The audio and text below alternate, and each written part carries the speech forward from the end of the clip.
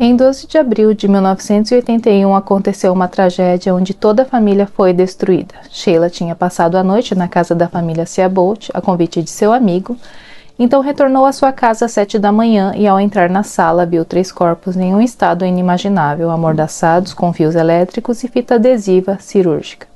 Os corpos eram de Grenna, seu filho de 15 anos, e o seu amigo Dana Wingate, de 17 anos. Sheila, desesperada, foi chamar o seu amigo com quem estava anteriormente, ou seja, na casa dele, que chegou rapidamente ao local, pois moravam bem próximos, e presenciou uma cena de terror. Uma poça vermelha no chão e manchas que alcançavam até o teto, marcas de corte de faca pelas paredes, enfim, acho desnecessário descrever isso aqui. Hoje vamos explorar um mistério intrigante que envolve o cenário pacífico do Caddy Resort e sua cabana 28. Prepare-se para adentrar um enigma sombrio que perdura por décadas. Vamos investigar juntos este enigma que desafia a compreensão e ainda paira como um mistério não resolvido. Olá, investigadores enigmáticos, esse é o canal Investigando Enigmas e eu sou a Michelle Matsumura, sejam muito bem-vindos. Convido vocês para ficarem até o final do vídeo, mas antes peço que se inscrevam no canal, deixem o seu joinha, compartilhe com quem você sabe que vai gostar desse tipo de conteúdo. Comente quais os próximos vídeos vocês gostariam que eu trouxesse para vocês aqui no canal, ativem o sininho de notificações e nos sigam nas redes sociais para ficar sabendo quando sair vídeo novo, que teremos toda semana. E agora, sem mais, vamos mergulhar no caso da cabana 28. Ju, roda a vinheta.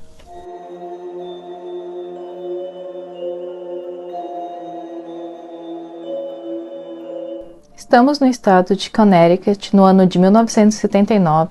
Grenna Susan Sharp, mais conhecida por Grenna, como era chamada por seus mais próximos, era casada com James Sharp, um militar da marinha que a torturava psicologicamente e fisicamente, pois se encontrava num relacionamento abusivo e decidiu sair desse relacionamento tóxico, pois estava em um casamento já totalmente destruído.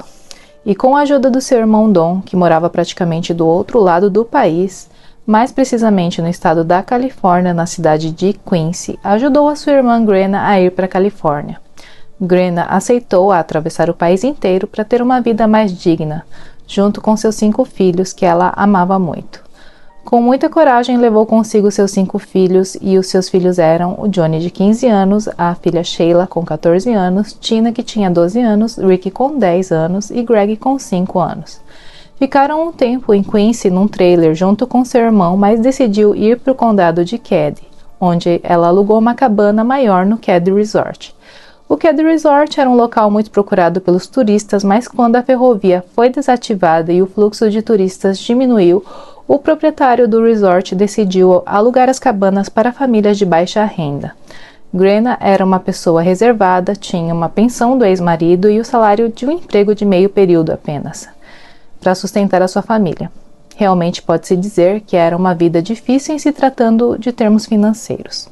Em 12 de abril de 1981 aconteceu uma tragédia onde toda a família foi destruída. Sheila tinha passado a noite na casa da família Seabolt e a convite de seu amigo, então retornou à sua casa às 7 da manhã e ao entrar na sala viu 3 corpos em um estado inimaginável, amordaçados com fios elétricos e uma fita adesiva cirúrgica.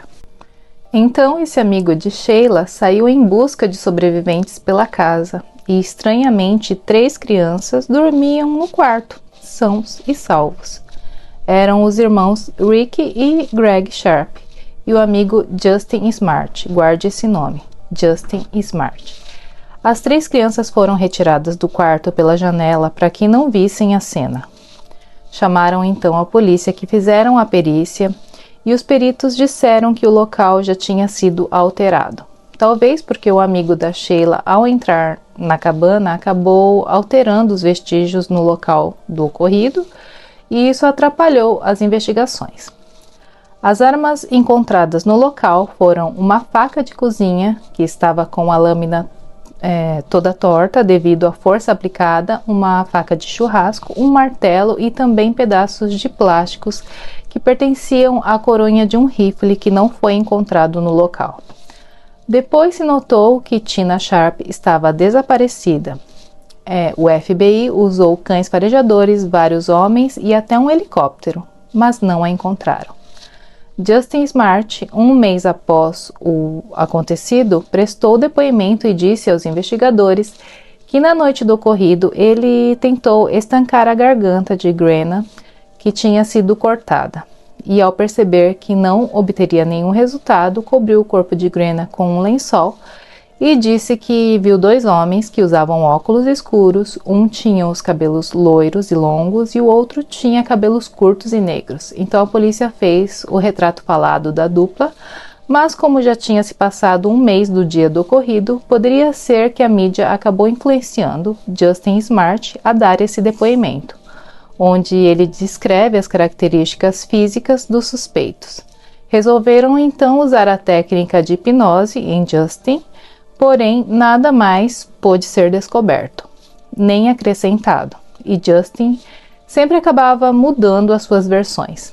Agora vamos falar dos suspeitos. Martin Smart, que morava a 3 casas da família Sharp, e John Bobed. Martin Smart e John Bobed, os dois foram vistos no bar de Beckcad, mais ou menos na mesma hora do ocorrido, e eles disseram que saíram do bar à 1 da manhã e voltaram às 2 da manhã para suas casas. Marilyn, que também confirmou a versão de Martin.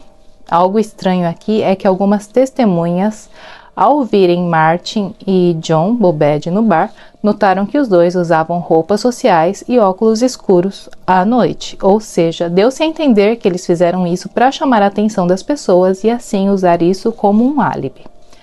Martin Smart passou pelo polígrafo e o resultado foi negativo, mas algum tempo depois, testemunhas disseram que Martin se gabava disso, dizendo que era fácil burlar a máquina de polígrafo. Martin Smart era casado com Marilyn e quem a conhecia dizia que ela tinha alguns problemas psicológicos e sofria maus tratos de Martin, e por isso Grenna a estava aconselhando para que ela desse um basta nisso e abandonasse o marido, pois ela sabia bem como era viver num relacionamento abusivo. Logo após o ocorrido, na cabana, Martin Smart relatou à polícia o desaparecimento de um martelo de cabo azul de sua residência.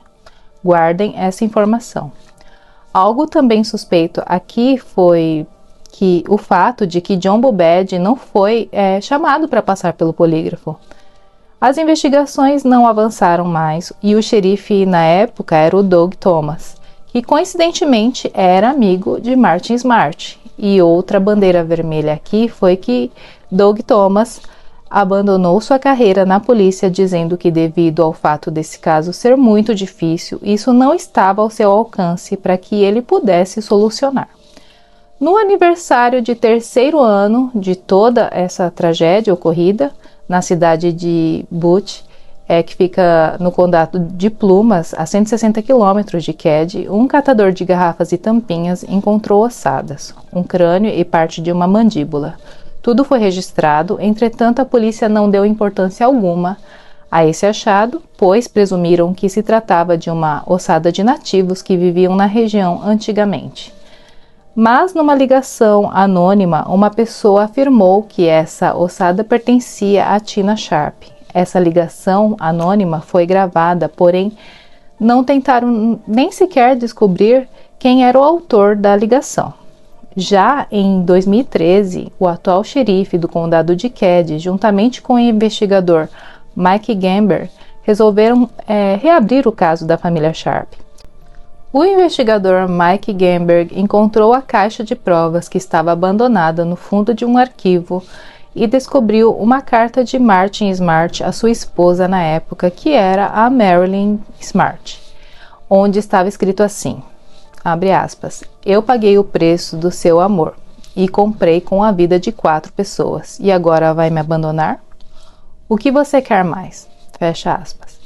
O investigador perguntou a Marilyn e ela disse que não sabia da existência dessa carta, mas quando a viu, ela confirmou que a letra era sim do seu ex-marido Martin. Foi encontrado também um envelope lacrado com uma fita cassete que continha a gravação da ligação anônima dizendo que as ossadas pertenciam a Tina Sharp. E como sempre, essa pessoa nunca foi investigada.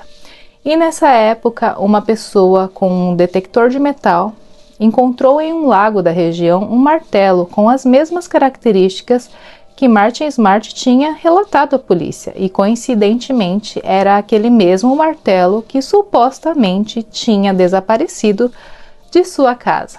Ainda tem o relato do terapeuta de Martin Smart, que disse à polícia que Martin confessou ser o responsável de tirar a vida de 4 pessoas, e o terapeuta fez a denúncia na polícia, mas tudo ficou por isso mesmo, ou seja, novamente ninguém deu a mínima para isso.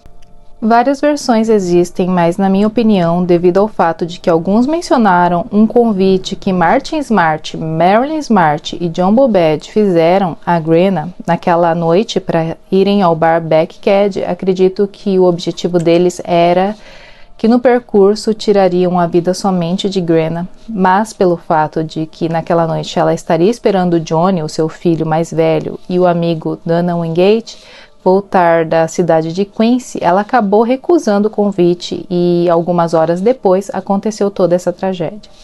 Outra versão era que Grenna estava sendo atacada pelos suspeitos e nessa hora o filho Johnny e o amigo Dana chegaram e acabaram tirando a vida deles também devido ao fato de terem testemunhado tudo o que estava acontecendo ali. E a irmã Tina deve ter acordado com os ruídos e assim ela foi levada para o condado de Plumas, onde também tiraram a vida dela lá. Após o ocorrido, o Cad Resort perdeu quase todos os moradores e muitas das cabanas foram demolidas, inclusive a cabana 28. E mesmo que muitos anos já tenham se passado, vários turistas se dirigem a Cad para tentar entender o que aconteceu ali e quanto o ser humano pode ser cruel a seus semelhantes, principalmente os mais fracos e indefesos. O mistério envolvendo a cabana 28 continua a intrigar. Se você gostou dessa investigação, compartilhem suas teorias nos comentários aqui embaixo, que gostaria muito de saber o que vocês acham que realmente aconteceu nesse caso. Tá bom então? Obrigado por assistir até aqui. Até a próxima. Fiquem com Deus. Um beijo e tchau.